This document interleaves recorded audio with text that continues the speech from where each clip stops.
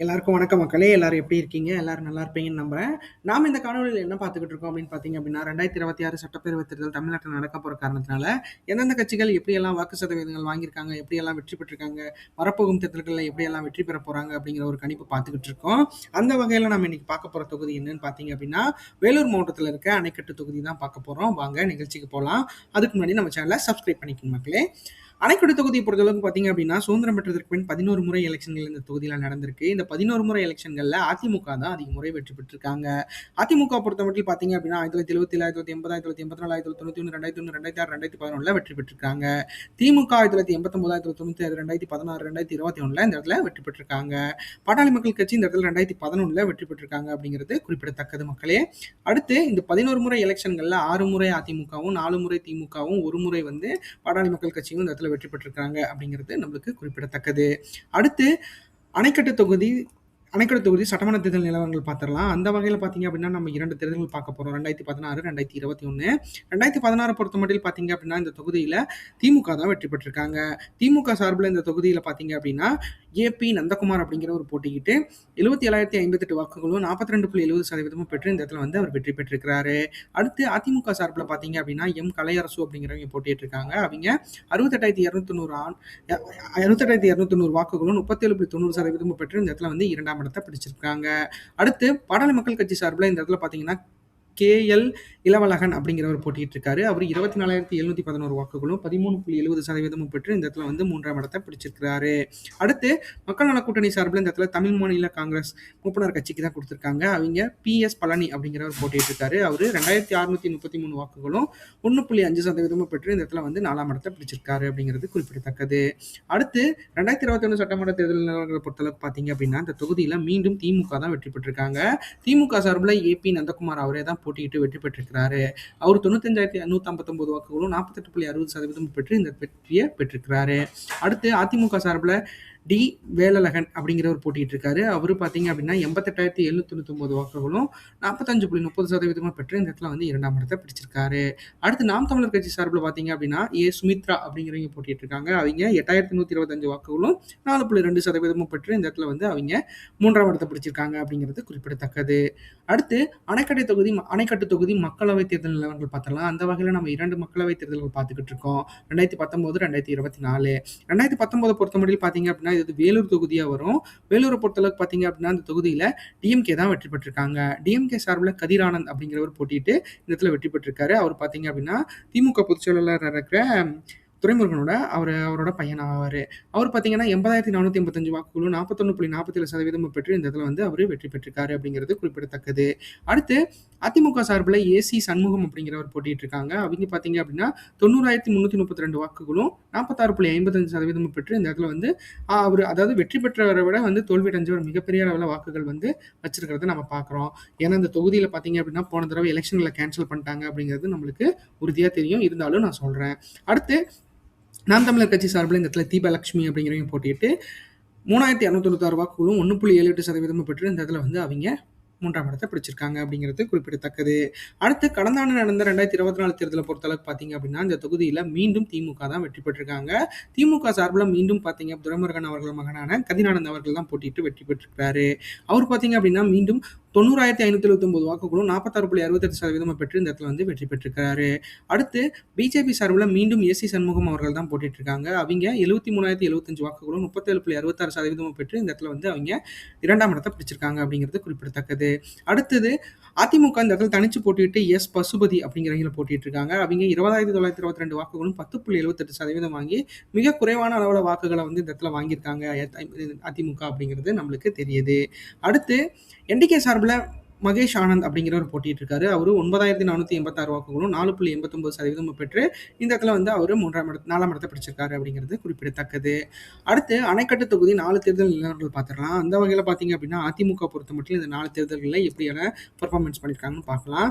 அதிமுக 2016 37.90%, 2019 46.55%, 2021 45.30%, 2024 10.78% பெற்று இந்த இடத்துல வந்து வாக்குகள் வந்து 2021 வரைக்கும் நல்ல வாக்குகள் வச்சுட்டு இருக்காங்க. பட் பட் ஆனா 2024ல கூட்டணிகள்லாம் பிரிஞ்சது காரணத்தினால பார்த்தீங்க அப்படின்னா, என்டிஏ கூட்டணியிலேருந்து அவங்க பிரிஞ்ச காரணத்தினால பார்த்தீங்க அப்படின்னா, மிக குறைவான அளவு தான் வாக்குகள் வாங்கியிருக்காங்க அப்படிங்கிறது நம்மளுக்கு குறிப்பிடத்தக்கது. அடுத்து திமுக பொறுத்தளவுக்கு பார்த்தீங்க அப்படின்னா, திமுக கூட்டணிய 2016ல 42.70%, 2019ல 41.47%, 2021ல 48.60%, 2024ல 46.68% பெற்று இந்த இடத்துல வந்து அவங்க வெற்றி பெறும் அளவிற்கு வாக்குகள் வச்சிருக்காங்க அப்படிங்கிறது நம்மளுக்கு உறுதியா தெரியுது. அடுத்து நாம் தமிழரை பொறுத்தமட்டில் பார்த்தீங்க அப்படின்னா 2016ல 0.40%, 2019ல 1.78%, 2021ல 4.2%, 2024ல 4.89% வச்சு இந்த இடத்துல வந்து அவங்க வந்து ஒரு குறைந்தபட்ச வாக்குகளை இந்த இடத்துல வச்சிருக்காங்க அப்படிங்கிறது நம்மளுக்கு உறுதியா தெரியுது. பார்க்கலாம் 2026 தேர்தலில் அவங்க எப்படியான வாக்குகள் வாங்க போறாங்க அப்படின்ட்டு. அடுத்து அணைக்கட்டு தொகுதி வாக்காளர்கள் நிலவரத்தை பத்தி பார்த்துடலாம். அந்த வகையில பார்த்தீங்க அப்படின்னா இந்த தொகுதியில மொத்த வாக்காளர்களா 2,27,745 பேர் இந்த இடத்துல வாக்காளர்களா பதிவு செய்யப்பட்டிருக்காங்க. அதாவது நம்ம இந்த பதிவுக்கு பிறகு பார்த்தீங்கன்னா இந்த டேட்டாஸ் நம்ம எடுத்திருக்கோம். அந்த வகையில் பார்க்குறப்ப பார்த்தீங்க அப்படின்னா 2,27,645 பேர் இந்த இடத்துல வாக்காளர்களாக பதிவு செய்யப்பட்டிருக்காங்க. அதில் 1,10,598 ஆண்களும் 1,17,011 பெண்களும் 1,17,011 பெண்களும் இந்த இடத்துல வாக்காளர்களாக பதிவு செய்யப்பட்டிருக்காங்க அப்படிங்கிறது குறிப்பிடத்தக்கது. மூன்றாம் படையினர்கள் 36 பேர் இந்த இடத்துல வாக்காளர்களாக பதிவு செய்யப்பட்டிருக்காங்க. அதே வாக்காளர்களில் 18 வயசுலேருந்து 34 வயசு வரைக்கும் இருக்கீங்க பார்த்தீங்க அப்படின்னா 37,382 ஆண்களும் 39,550 பெண்களும் இந்த இடத்துல வாக்காளர்களாக பதிவு செய்யப்பட்டிருக்காங்க அப்படிங்கிறது குறிப்பிடத்தக்கது. 35 வயசுலேருந்து 54 வயசு வரைக்கும் இருக்கீங்க பார்த்தீங்க அப்படின்னா 47,336 ஆண்களும் 50,081 பெண்களும் இந்த இடத்துல வாக்காளர்களாக பதிவு செய்யப்பட்டிருக்காங்க. 54 வயசுலேருந்து 65 வயசுக்கு மேலே இருக்கீங்க பார்த்தீங்க அப்படின்னா 25,880 ஆண்களும் 27,381 பெண்களும் இந்த இடத்துல வாக்காளர்களாக பதிவு செய்யப்பட்டிருக்காங்க அப்படிங்கிறது குறிப்பிடத்தக்கது மக்களே. ஆக மொத்தத்தில் பார்த்தீங்க அப்படின்னா அந்த அந்த அந்த மறுசீராய்வு பதிவுக்கு அப்புறம் பார்த்தீங்க அப்படின்னா மிகப்பெரிய அளவில் வாக்குகள் ட்ராப் ஆயிருக்கு. பட் ஆனால் பார்த்தீங்க அப்படின்னா இணைவு அதாவது இது வந்து எப்போ வந்து அதாவது வந்து அவங்களுக்கு வந்து அந்த ஃபில் ரெசிப்ட் வந்து நம்ம எப்போ வேணாலும் போய் வாங்கி நம்ம வந்து ஃபில் பண்ணி நம்ம வந்து அதை பதிவு பண்ணிக்கலாம். அடுத்து அணைக்கட்டு தொகுதி வாக்குப்பதிவு சதவீதங்களை பொறுத்தளவுக்கு கடந்த 8 தேர்தல்களில் எவ்வளோ இருந்துச்சு அப்படிங்கிறத நம்ம பார்ப்போம். அந்த வகையில் பார்த்தீங்க அப்படின்னா 1989ல 52.80%, 1991ல 62.20%, 1996ல 64.30%, 2001ல 60.80%, 2006ல 69.20%, 2011ல 78.10%, 2016ல 79%, 2021ல 81.30% இந்த இடத்துல வாக்குகள் பதிவாயிருக்கு அப்படிங்கிறது நம்மளுக்கு தெரியுது. ஆக மொத்தத்தில் பார்த்தீங்க அப்படின்னா அந்த மறுசீராய்வு தொகுதி உடன்பாடுக்கு அப்புறம் பார்த்தீங்க அப்படின்னா மிகப்பெரிய அளவில் இந்த இடத்துல வாக்குகள் பதிவாகிட்டு இருக்கு. அதே 2026 தேர்தல் வாக்குப்பதிவு எதிர்பார்ப்பு சதவீதத்தை பொறுத்தளவுக்கு 79.47% வந்து இந்த தடவை போல் ஆகிறதுக்கு வாய்ப்புகள் இருக்கு. பார்க்கலாம் அது எவ்வளோ அதிகமாக ஆகுதா இல்லை எப்படி பண்ண போறாங்க அப்படிங்கிறத நம்ம பொறுத்திருந்து பார்க்கலாம். ஆக மொத்தத்தில் 100% பண்ணணும் மக்களே, கண்டிப்பாக நீங்கள் பண்ணி கொடுப்பீங்க அப்படிங்கிறதுல எந்த ஒரு ஐயமும் இல்லை. அடுத்து அணைக்கட்டு தொகுதி வாக்கு எதிர்பார்ப்பு 2026 பொறுத்த மட்டும் இந்த தொகுதியில் எப்படி இருக்கும் அப்படிங்கிறத நம்ம பார்த்துடலாம். ஆஸ் யூஷுவல் இந்த தொகுதியில் இந்த தடவை அதிமுக வெற்றி பெறுவதற்கான சாத்தியக்கூறுகள் இருக்கு. ஏன்னா அதிமுக பொறுத்த மட்டும் பார்த்தீங்க அப்படின்னா அவங்க ஒரு ஸ்ட்ராங்கான கூட்டணியை வந்து பில்ட் பண்றதுக்கு மிகப்பெரிய அளவில் போராடிட்டு இருக்காங்க. அந்த வகையில் பார்த்தீங்க அப்படின்னா அந்த கூட்டணிகள்லாம் ஒன்றிணைந்தது அப்படின்னா இந்த தொகுதியில் 40.67%, 73,579 வாக்குகளுக்கு மேலே பெறுவதற்கு வாய்ப்புகள் இருக்கு. ஏன்னா அதிமுக கூட்டணியை பொறுத்தளவுக்கு பார்த்தீங்க அப்படின்னா இந்த தொகுதியில் வந்து போன தடவை எப்படி வந்து இருந்ததோ அதே மாதிரி தான் இந்த தடவை இருக்குது. ஆனால் போன தடவை அதிமுகவோட நிலை வேற, இந்த தடவை அதிமுகவோட நிலை வேற. ஸோ அதெல்லாம் பார்க்குறப்ப பார்த்தீங்க அப்படின்னா இந்த தொகுதியில் அதிமுக வெற்றி பெறுவதற்கான சாத்தியக்கூறுகள் வந்து நம்மளுக்கு இந்த தொகுதியில் தெரியுது. ஆக மொத்தத்தில் அது என்ன நடக்க போது, எப்படி பண்ண போகிறாங்க அப்படிங்கிறத நம்ம பொறுத்திருந்து பார்க்கலாம். ஏன்னா 2024 தேர்தலில் பார்த்தீங்க அப்படின்னா நாடாளுமன்ற தேர்தலில் இந்த தொகுதியில் அதிகமான வாக்குகள் வந்து அந்த பிஜேபிக்கு வந்துருந்துச்சு. ஸோ பிஜேபி பொறுத்தளவுக்கு பார்த்தீங்க அப்படின்னா அவங்க பாட்டாளி மக்கள் கட்சியோட இணைவில் இருக்க காரணத்தினால அவங்களுக்கான வாக்குகள் அதிகமாக இருக்கு. அடுத்து திமுக கூட்டணியை பொறுத்தளவுக்கு பார்த்தீங்க அப்படின்னா அந்த தொகுதியில் 37.80%, 68,387 வாக்குகளும் பெறுவதற்கு வாய்ப்புகள் இருக்கு. ஏன்னா திமுக கூட்டணியை பொறுத்தளவுக்கு பார்த்தீங்க அப்படின்னா இவங்க பழைய மாதிரி கூட்டணிகளை வந்து இங்கே தொடர்ந்துட்டு இருக்க காரணத்தினால கண்டிப்பாக இந்த வாக்குகள் வந்து இவங்களுக்கு கிடைக்கிறதுக்கு வாய்ப்புகள் இருக்கு. ஏன்னா திமுக மேலே சின்ன அதிருப்தி இருக்க காரணத்தினால மக்களோட மனமாற்றங்கள் எப்படி இருக்குன்னு தெரியல. ஆக மொத்தத்தில் தமிழக வெற்றி கழகத்தோட வருகையால் திமுக மிகப்பெரிய அளவில் பாதிக்கப்படும் அப்படிங்கிறத இந்த எலெக்ஷனில் பார்த்து தெரிஞ்சுக்கலாம். ஆனால் அந்த எல்லாம் சமாளித்து மு க ஸ்டாலின் அவர்கள் ஒரு சொல்லியிருக்காரு, கண்டிப்பாக நம்மளோட எதிர்கால வாக்குகளை நம்ம கண்டிப்பாக பெற்றே ஆகணும். அதுக்காக நீங்கள் என்ன போராடினாலும் சரி எல்லாம் மக்களோட வீட்டுக்கே போய் நம்மளோட நம்மளோட செயல்கள் எல்லாம் எடுத்துரைத்து, அடுத்த தடவை செய்ய போற எல்லா செயல்களையும் எடுத்துரைத்து, நீங்க வாக்குகள பெற்று தரணும். இல்லன்னா உங்க நிர்வாக பதவிகள் பறிக்கப்படும் அப்படிங்கிறத அவர் வந்து ஒரு ஒரு கட்டளையா இட்டிருக்காரு. ஸோ அதையெல்லாம் வச்சு பார்க்குறப்ப பார்த்தீங்க அப்படின்னா, திமுக மிகப்பெரிய அளவுல வந்து ஒரு பம்பரமா சொல்லப் போறாங்க இந்த இந்த தேர்தல்ல அப்படிங்கிறது நம்மளுக்கு உறுதியா தெரியுது. ஸோ அதெல்லாம் வச்சு பார்க்குறப்போ, என்ன நடக்கப் போகுது, எப்படி நடக்கப் போகுது அப்படிங்கிறத பொறுத்திருந்து பார்க்கலாம். அடுத்து நாம் தமிழரை பொறுத்தமட்டில் பார்த்தீங்க அப்படின்னா 6.24% 11,296 வாக்குகளுக்கு மேல பெறுவதற்கு வாய்ப்புகள் இருக்கு. ஏன்னா நாம் தமிழரை பொறுத்தமட்டில் பார்த்தீங்க அப்படின்னா, இந்த தொகுதியில ஒரு கணிசமான வாக்குகள் தான் இப்போ நடந்த 4 தேர்தல்களையும் இங்க சந்திச்ச 4 தேர்தல்களையும் இவ்வளவு வாக்குகள் தான் பெற்றிருக்காங்க. ஸோ அதெல்லாம் வச்சு பார்க்குறப்ப பார்த்தீங்க அப்படின்னா, இந்த தொகுதியில இவங்களுக்கு ஒரு குறைஞ்சபட்ச வாக்குகளான 6.24 அது 6.25% வாக்குகள் கிடைக்கிறதுக்கு வாய்ப்புகள் இருக்கு. அதை எந்த வகையில எப்படி வந்து சீமான் அவர்கள் வந்து கேரி ஓவர் பண்ண போறாரு, அது எப்படி வந்து அதை முடிச்சு வைக்க போறாரு, இல்லை இவங்களோட வாக்கு சதவீதங்கள் உயரப்போகுதா அப்படிங்கிறத நம்ம பொறுத்திருந்து பார்த்தா மட்டும்தான் தெரியும். ஆக மொத்தத்தில் நாம் தமிழரை பொறுத்த மட்டும் பார்த்தீங்க அப்படின்னா, அவங்க இப்போ வரைக்கும் கூட்டணிகளை பற்றி எங்கேயுமே விவாதிக்கல மக்களே. கண்டிப்பாக அந்த கூட்டணிகளோட இங்கே இணைய மாட்டாங்கன்னா, திமுகவை பொறுத்த மட்டும் பார்த்தீங்க அப்படின்னா, அவங்க நாம் தமிழரோட இது நாள் வரைக்கும் அவங்க பேசுனதே கிடையாது. ஸோ அதிமுக பக்கம் அது ஏன்னா ஏற்கனவே பார்த்தீங்க அப்படின்னா சீமான் அவர்கள் அதிமுகவுக்காக நிறைய பிரச்சாரங்கள்லாம் பண்ணியிருக்காரு. ஸோ அதெல்லாம் வச்சு பார்க்குறப்ப பார்த்தீங்க அப்படின்னா இங்கே அதிமுக பக்கம் இருக்கிறதுக்கு வாய்ப்புகள் அதிகமாக இருந்தாலும் அது என்ன நடக்க போகுது, எப்படி நடக்க போகுது, ஏன்னா அரசியலோட மனமாற்றங்களோ அரசியல்வாதிகளோட மனமாற்றங்களோ நம்மளுக்கு தெரியாது. ஸோ மக்களோட மனமாற்றங்களே நம்மளுக்கு அறிய முடியாது. ஸோ அதெல்லாம் வச்சு பார்க்குறப்ப பார்த்தீங்க அப்படின்னா நம்மளுக்கு ஒரு டேட்டா கிடச்சிருக்கு, அந்த டேட்டாவில் இவ்வளோ பர்சன்டேஜ் வருது அப்படிங்கிறத நம்ம சொல்லலாம். அதுக்கப்புறம் மக்கள் என்ன முடிவு எடுக்கிறாங்க அப்படிங்கிறத பொறுத்திருந்து பார்ப்போம். அடுத்து தமிழகத்துக்கு புதுவரவாக வந்திருக்க தமிழக வெற்றி கழகத்தோட நிலை பொறுத்தளவுக்கு பார்த்தீங்க அப்படின்னா 13.61% 24,621 வாக்குகளுக்கு மேல பெறுவதற்கு வாய்ப்புகள் இருக்கு. ஏன்னா தமிழக வெற்றி கழகத்தோட பொறுத்தளவுக்கு பார்த்தீங்க அப்படின்னா அவங்க இப்போ வரைக்கும் மாவட்ட செயலாளர்களை பொறுத்தளவுக்கு பார்த்தீங்க அப்படின்னா விஜய் அவர்கள் ஒரு கட்டளை இட்டிருக்காரு. மாவட்ட பொறுப்புகளில் இருக்கும் அனைவருக்கும் அந்த பொறுப்புகளை உணர்ந்து கண்டிப்பாக செயல்படணும் அப்படிங்கிறத அவர் ஒரு கட்டளை இட்டிருக்காரு.